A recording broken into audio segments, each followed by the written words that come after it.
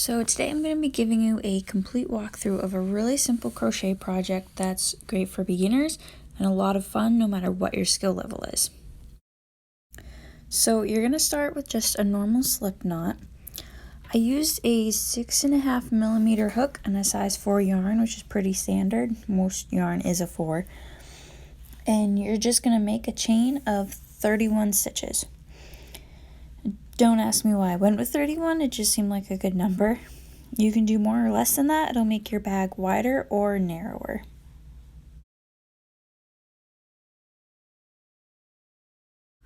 Okay, so when you get to the end, you're going to skip the last stitch you just did to turn it and work back down the side.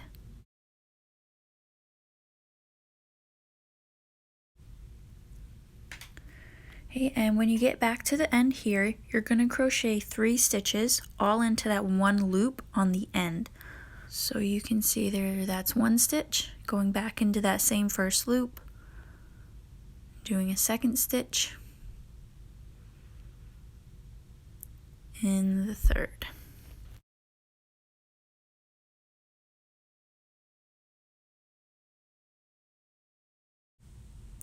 And the yarn I used on the bottom was a little stiff, that's why I'm kind of wiggling my hook there. I ended up changing it to a softer white of the same thickness for the sides. And work back, and those little loops in the holes in the middle will go away when the yarn kind of settles into itself. Now you have 3 stitches on the end here, so you want to add 3 stitches, so you're just going to put 2 stitches into each of those. So 1, 2,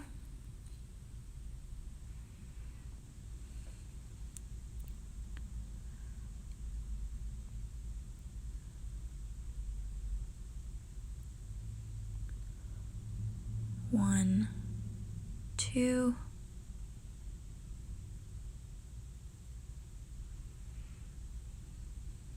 and then 1 and 2 into that 3rd one.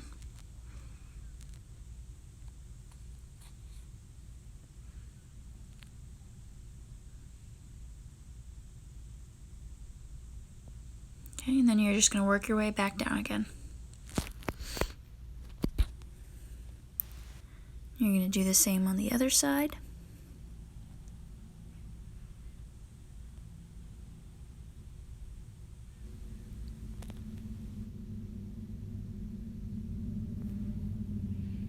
Okay, so going around, the concept is to add 1 stitch at the beginning of the curve, 1 at the tip of the curve, and 1 at the end of the curve. They don't have to be spaced exactly, as long as it's close enough, your base will come out the right shape. Crochet is pretty forgiving that way, and you're just going to keep doing that all the way around.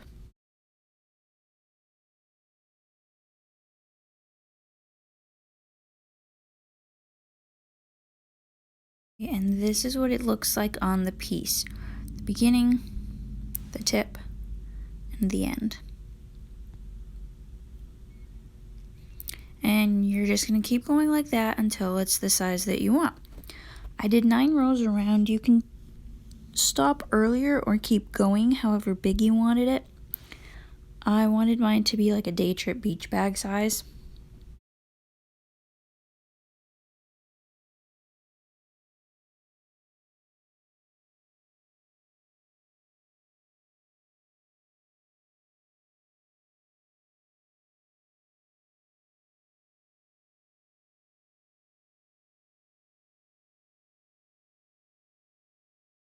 So when the base was the size that I wanted, I just cut off the white yarn and left a tail of maybe 4 or 5 inches.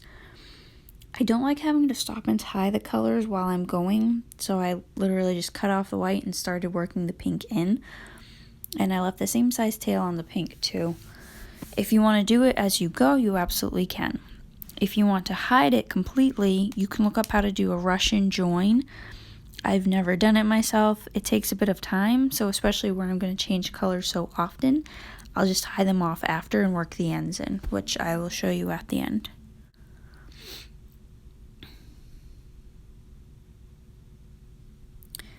Now the pink is the start of the side of my bag, and all you have to do differently is just stop increasing on the curves and you just go. Like I said, it's a really easy project and it's fun to do because it's one you can take with you places and not have to be reading a pattern or something the whole time, or just work on it while you're watching TV. Like, it doesn't require a lot of focus. You don't have to be paying attention to it the whole time, which I find very relaxing.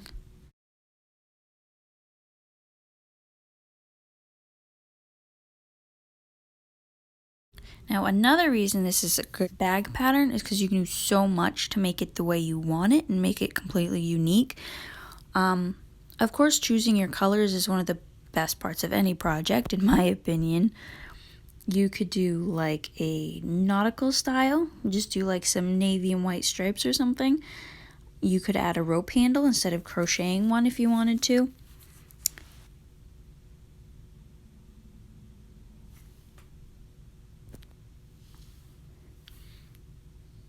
You could do a really cutesy style girly bag. You could sew lace to the top, add a bow, replace the handle with some ribbon or something.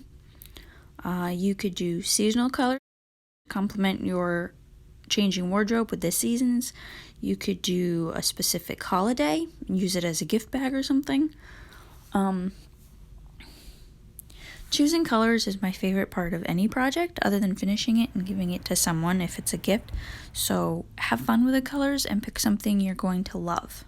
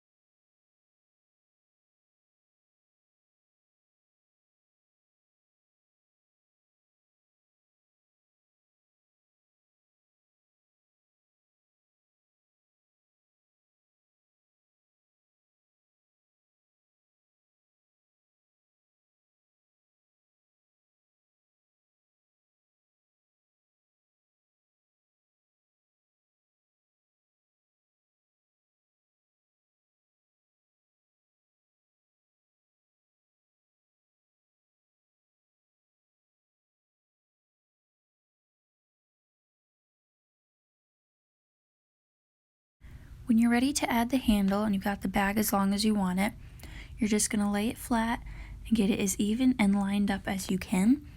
And then you're just going to mark the center stitch with a bobby pin.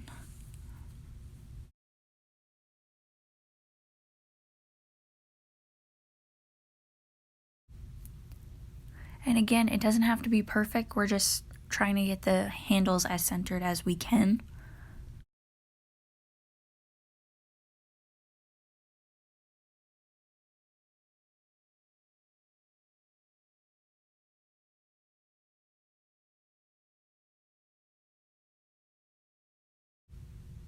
Marking the other side there.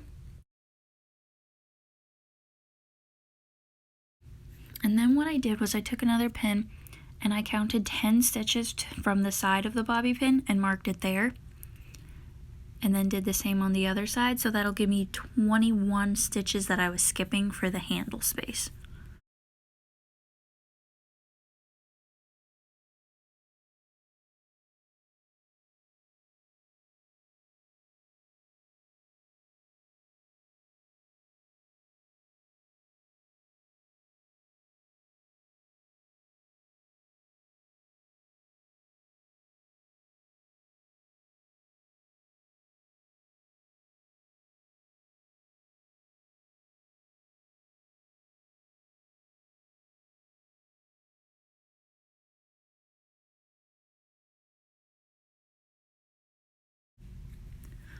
So there you can see where my handles are going to start and end. Okay, and you can see the white I already have attached. That's what I'm going to do my handles in. So I'm just going to crochet that up right to before the first bobby pin, and then I'm going to start making a chain there. I did my chain, I think 50 stitches. You can do it the same as long as it's the 21 stitches, the same as you did the space to leave it, but I wanted my handles long enough to like throw it over my shoulder, make it easier to carry. Just remember that whenever you do something like this, it is going to stretch a lot further than you would think, and you'll see that at the end. So when it's as long as I wanted, I just came back on the other side of the second bobby pin and just kept going like I did before.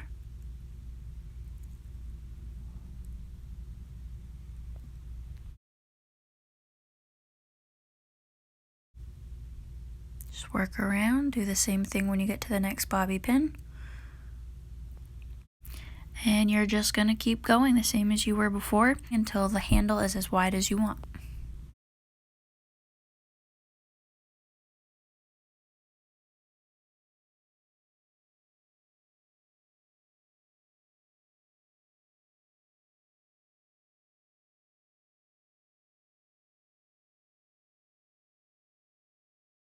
Okay, so when you're finished with your handle, you're going to cut your yarn and pull it through the loop, and then using a sharp yarn needle, you're just going to run that in along the edge, going in the same direction as the yarn would want to naturally, and that's going to kind of work down that bump and hide it a little bit. And then you're going to go, again, splitting the yarn, you're going to go up about an inch or so, kind of get it to lay natural, and then you're going to just thread it back again. And then when you get to the end, snip it off, and that should get it looking pretty flat. Now for the when you change the colors, you're going to want to pull each thread yarn a little bit just to snug it up so that those stitches look the same and they lay flat. And then you just tie the two in a knot,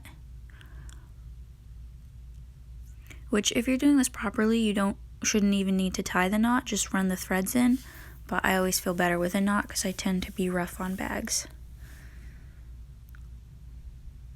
So you can see that's laying pretty good.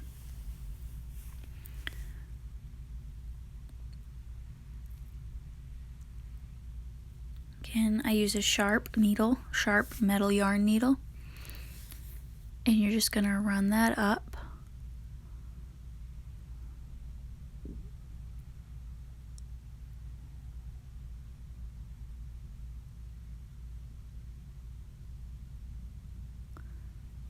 You can see it a little better here.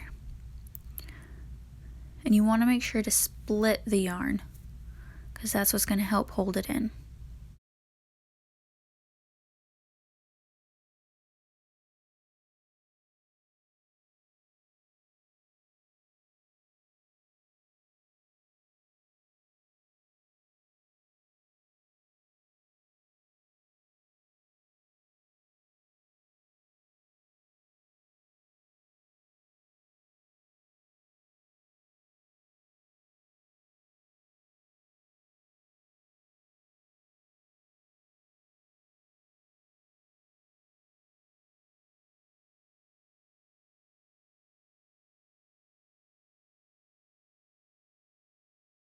And it's done.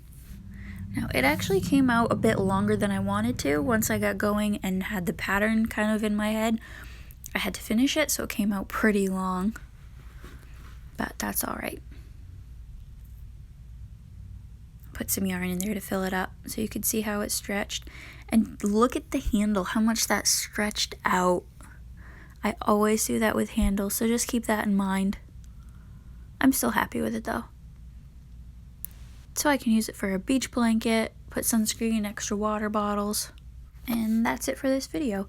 If you are gonna give this bag a try, let me know what colors you're gonna use. If you enjoyed watching it, you know what to do. And I will see you in the next one.